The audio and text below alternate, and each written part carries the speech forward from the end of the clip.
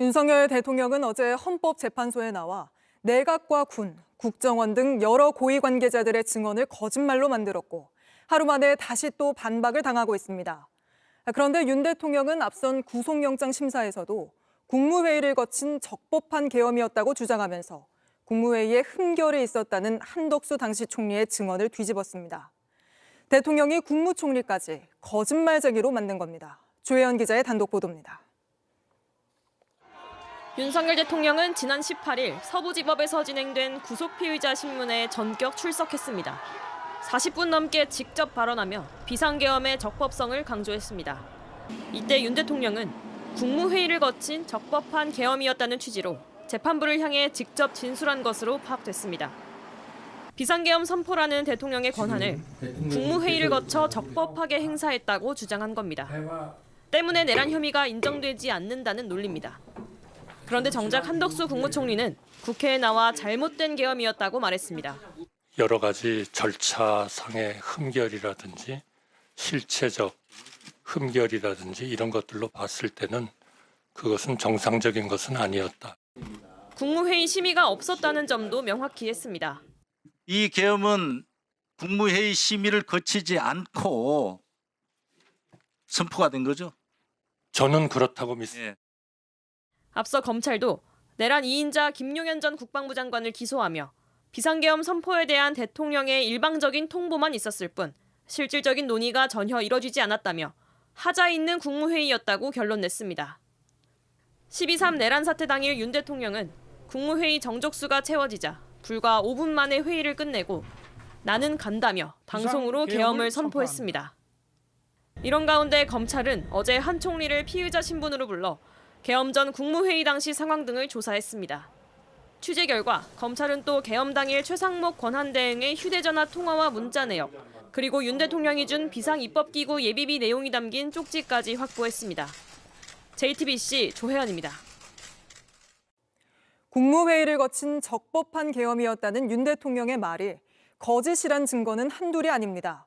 딱 5분간 진행된 회의에서 국무위원들은 발언 기회조차 없었고 윤 대통령이 머문 시간 역시 2, 3분밖에 되지 않았다고 여러 국무위원들은 증언하고 있습니다. 또 마땅히 남겨야 할 회의록마저 안 남겼고 전두환마저 자필로 서명해 공개했던 계엄 공고문조차 없었습니다. 이자연 기자입니다.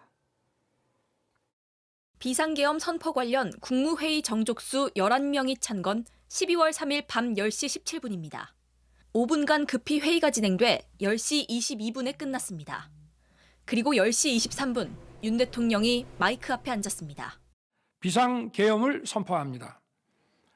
상상하기 힘들 정도로 빠르게 진행된 이 절차에 대해 국무위원들은 문제가 있었다고 증언했습니다.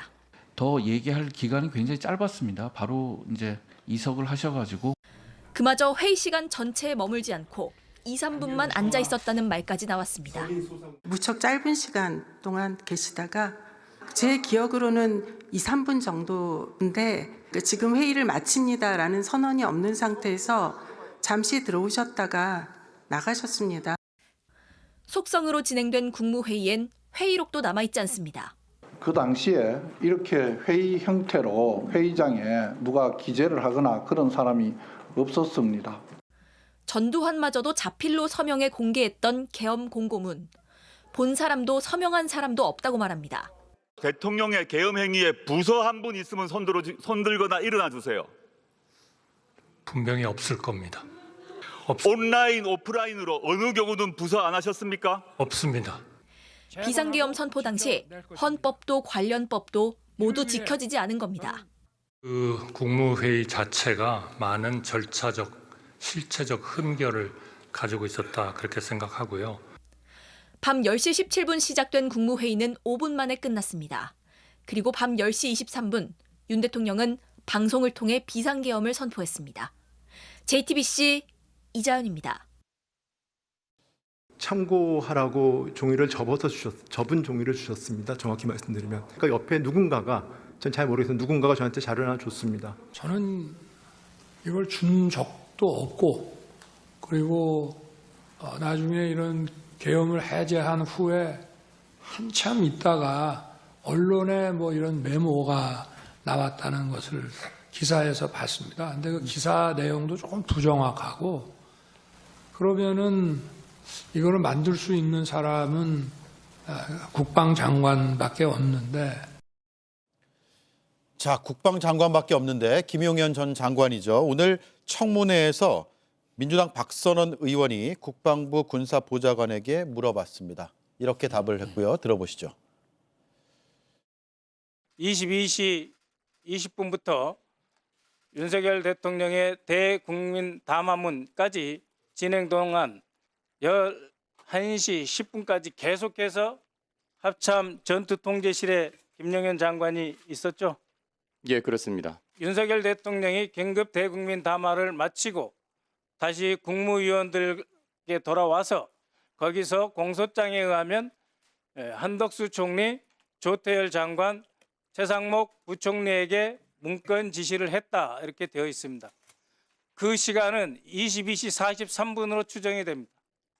그 시간에 김용현 국방장관은 정군 주요 지휘관 회의를 진행하고 있었습니다.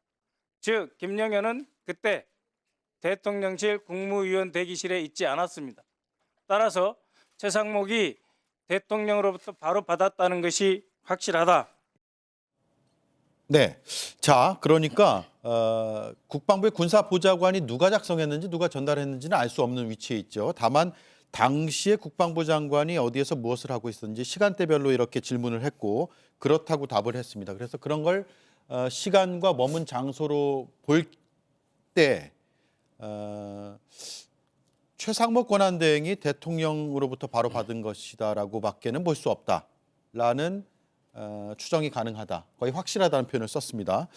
김윤영 성친위원님 이에 대해서 한 말씀씩 들어볼게요. 저는 박성원 의원님의 그 확신에 대해서는 저는 저건 적절하지 않은 표현인 것 같습니다. 예.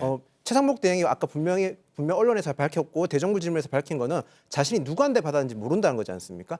만약에 대통령에게 받았으면 그걸 모를 수는 없죠. 거기다가 대정부 질문에서 본인이 스스로 누구한테 받았는지 모른다고 밝혔으면 그것도 거짓말일 텐데 누구한테 받았는지 모른다고 분명히 밝혔으면 저는 만약에 대통령이 받았으면 대통령께 받았다고 얘기를 했을 거라고 생각을 합니다. 너무 단정지어서 얘기하는 건 좀 문제가 전 있다고 생각을 합니다. 예. 자, 일단 작성과 관계된 사람은 김용현 장관 아니면 대통령 둘 중에 한 명입니다. 근데 지금 대통령은 김용현 전 장관이 한 것 같다라고 말을 하는 거 아닙니까? 그러면 대통령의 말에 100% 진실이려면 김용현 전 장관이 작성한 다음에 이걸 고의 접은 다음에 대통령에게 전달해 주면서 이거 너 펴보지 말고 그 국무위원들에게 하나씩 전달해줘. 절대 펴보지 마. 내용 보면 안 돼. 이렇게 한 다음에 대통령이 가서 국무위원들 모은 다음에 하나씩 나눠준 게 예. 지금 윤석열 대통령이 말하고 있는 겁니다. 근데 지금 뭐 최상목 권한대행이 지금 본인이 직접 전달받지 않았다고 해서 그러면 다른 방법도 있죠. 일단 국무회의장에 왔던 거는 김용현 전 장관이 아닌 윤석열 대통령이란 게 지금 박선원 의원의 지금 그 자료조사에 의해서 지금 밝혀진 거 아닙니까? 예. 그럼 대통령이 와서 국무회의를 한 다음에 자 이거 전달 사항이 있으니까 이거 받아가세요 한 다음에 직접 주지 않고 옆에 있던 누군가 한덕수 국무총리에게 전달하라고 했을 수도 있고요. 그렇기 때문에 최상목 권한대행 입장에서는 대통령이 직접 건네줬다는 게 기억이 나지 않아서 직접 건네받지 않았다는 얘기를 한 것뿐이고 예. 처음에는 분명 대통령이 이거 좀 참고할 게 있으니 가져가라고 했다라고 또 증언을 하지 않았습니까? 그렇기 때문에 대통령의 입에 의해서 뭔가 말이 나왔고 그것을 누군가가 전달했다. 이렇게 이해하면 되는 겁니다. 그렇기 때문에 지금 명백하게 이것도 역시 명백하게 사실이 나온 겁니다. 이 정도면 충분한 사실이 나온 거고요. 대통령은 김용현 전 장관에게 과연 김용현 전 장관이 이제 나와가지고 본인이 전달했다. 이게 앞뒤가 이제 안 맞기 때문에 막 그렇게 말도 못할 겁니다. 예. 아마 본인이 누구를 통해서 전달했다라든지 아니면 또 기억이 나지 않는다고 할 수 있는 유일한 방법은 그것뿐이고요. 대통령이 그걸 몰랐다라고 할 수 있는 상황은 전혀 아니다라고 말씀드릴 수 있을 것 같습니다. 예. 자, 그러면 최상목 권한대행이 밝혀주는 수밖에 없지 않느냐라는 생각도 드는데 김보엽 의원님. 저는 최상목 권한대행은 계속 거짓말할 거라고 봅니다. 이미 국회에서 여러 차례 거짓말을 했고요. 그 사소해 보이지만 아주 중요한 사실 한 가지 말씀드리겠습니다. 지금 저 문서, 화면에도 나왔던 문서에 대해서 쪽지, 종이, 메모 이런 식의 표현을 쓰지 않습니까? 네. A4 용지에 대통령의 명령이 담긴 공문서입니다. 예. 공문서라는 형식을 띠지 않았지만 비상계엄 선포를 전후해서 작성이 되어 국무위원들에게 명령을 한 전달된 저는 그건 공문서라고 봐야 된다고 봅니다. 네. 이걸 자꾸 쪽지, 종이, 메모해서 이렇게 필사를 대충 해서 지시사항을 전달한 것처럼 얘기하는 건 옳지 않다. 내란 이후 명령을 담은 대통령의 명령을 담은 문서다라고 봐야 된다고 생각을 하고요. 예. 최상목 대통령 권한대행은 여러 차례 말들이 조금씩 바뀝니다. 기억나지 않는다 했다가 대충 계엄과 관련된 내용이 담겼을 것 같은데 하면서도 예. 세 가지 중에서 가장 중요한 건 비상 입법기구 관련된 거였거든요. 예. 서부지원에서 영장실질심사에서도 이 질문 하나 물었던 거 아닙니까? 예. 근데 최상목은 세 가지 중에서도 가장 중요하지 않은 한 가지 뭐 예산 관련된 거라고만 기억을 해서 얘기를 했습니다. 대통령이 혹은 국방부 장관이나 총리가 줬다고 하더라도 비상계엄 선포 직후에 누군가가 명령이 담긴 지시가 담긴 공문서를 주면 그걸 당연히 봐야 됩니다. 그리고 최상목 이분 대단히 머리 좋은 분입니다. 서울대 법대 수석 졸업했을 거예요. 한번 쓱 보면 아 이거 정말 중요한 문서구나. 내용이 이미지가 저장이 됐을 겁니다. 예. 그거를 기억이 안 난다. 너무 급해서 잠시 차관보한테 맡겨놨다. 예. 다 거짓말입니다. 예. 서울법대 수석 맞습니까? 예. 그건 확인해 봐야겠네요. 예.